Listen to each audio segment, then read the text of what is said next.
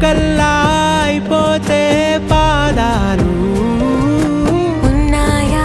బంధించే దారాలు ఊహల్లో ఉంటుంటే ప్రాణాలు అరే నింగిలోని చుక్కలే కిందకొచ్చి చేరితే అవి నీకు ఎదురు నిలిపితే ఉండిపోవ ఇక్కడే జాబిలీటు చేరెను పొరపాటుననియో అంతే